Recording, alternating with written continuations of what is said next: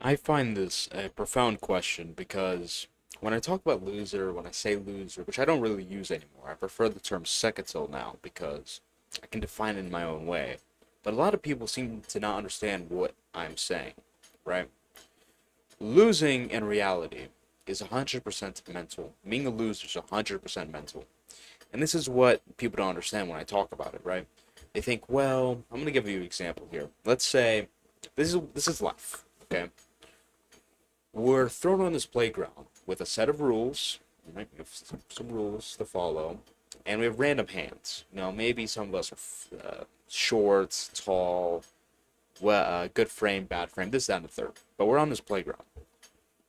The difference, this is a loser. The guy who goes in a corner, hides under a little box. Oh my god, I hate my hand, I hate my life, I don't have anything I want. That guy's a loser.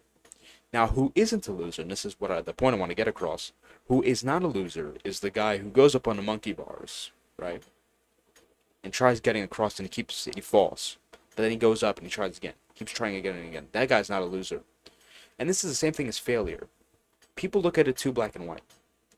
There's when you start a business and it fails, quote unquote, you dud it. That's not really a failure unless you don't learn from it. Same thing with when you quote unquote lose. If you lose the chess game, right, you're only truly a loser if you go into that little box and start crying about it. You don't truly lose when after you go up like the guy in the monkey bars and try again and learn from every experience and get better and better and better. You're not really losing. You're not a loser. So this is the way you have to approach it. Okay, the loser is not the guy who's fat but is trying to fix it. The guy who's a loser is the guy who's fat, accepts it, and just plays video games all day while eating McDonald's. That guy's the loser. So again, I prefer the term secatil now, but this is what you have to understand. If you think yourself as a loser, you have to realize, if that's what you think about yourself, you have to realize that that's completely a mental state. That's completely you.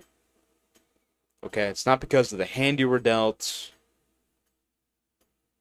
And I see something about Obama being gay on my phone notifications. That's great.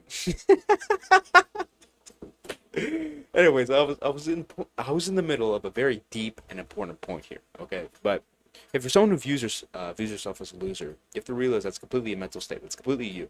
You can change that like this. If you're fat, right?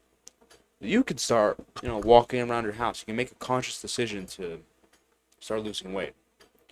At that point, you're not a loser. But if you are going to be the guy who's fat, who sits down in a chair all day, plays video games, pizza, chips, donuts. My mom was fat, so I'm fat. If you're one of those type of guys, then you're a loser. But realize how that's completely a mental state. That guy can stop at any moment. He can stop like that. And the same goes for you with whatever issue you have in your life. So this is the point I want to get across. When I say loser, which I don't really use the term anymore, I use secatil now, but when I use these terms, this is what I mean. It's completely a mental state.